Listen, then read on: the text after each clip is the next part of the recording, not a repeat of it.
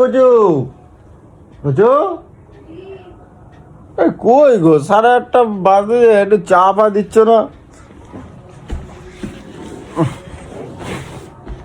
কোথায় গো তুমি? ও বাবা, কি সুন্দর করে পুজো দিচ্ছ বুঝু। কেন আজকে কি প্রথম দেখছো? না, কি সুন্দর পুজো দিচ্ছ তুমি না। যেদিন সকাল সকাল এরকম পুজো দাও না, সেদিনটা না আর তোমার সাথে একদম ঝগড়া করতে ইচ্ছা করে না গো বুঝো। ও হাতি কি সুন্দর শাড়ি পরেছো। আরে চেষ্টা তো করি রোজই সকালবেলা পুজোটা দেওয়ার, কিন্তু হয়ে ওঠে না, এক একদিন দেরি হয়ে যায়। আবার মেয়ের স্কুল থাকে না, ওর জন্য রান্না বান্নার দিকে ঝামেলা হয়ে যায়। তুমি দেখছো, তুমি শাড়ি বললে তোমার কত ভালো লাগে। আমার পুচু, আমার চুন্টু। কপুর দেওয়া খুব ভালো। নেগেটিভ যত এনার্জি আছে না, নেগেটিভ জিনিসগুলো অনেক দূর হয়, মন ভালো থাকে সব সময়। মানে রোজ একটা করে যদি কপুর জ্বালানো যায় না, আমার পুচু ভালো তো আমার মন ভালো।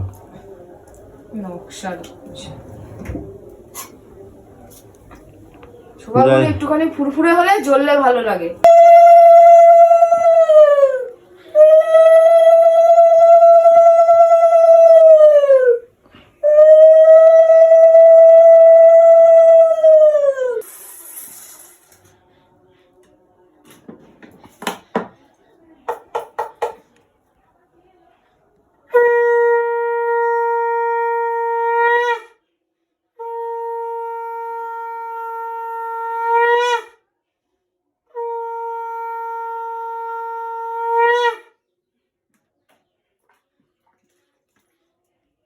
ঠাকুর ঘরে এসে দেখছো পুজো দিচ্ছি, এসে এখানে চেতরিয়ে শুয়ে রয়েছে কিসের জন্য? হ্যাঁ, কেন শুয়ে আছে? কি হয়েছে? পুজো দেওয়ার সময় শুয়ে থাকতে হয়? ওরে বাবা রে, মা লক্ষ্মী মা আমার না উঠে গেছে না।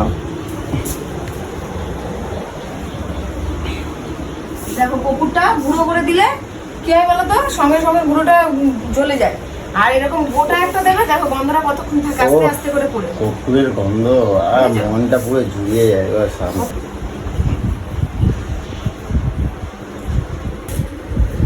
ভীষণ অপূর্ব লাগে মনটা বুঝছো। আর তুমি কি গো, তুমি কি কোনো শুধরাবা না?